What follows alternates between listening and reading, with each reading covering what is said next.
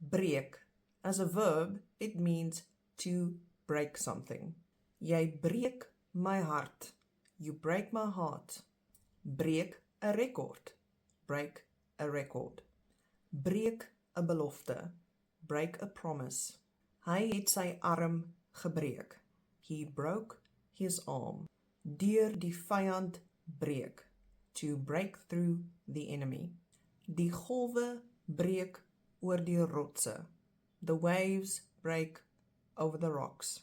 Jou kop oor iets breek.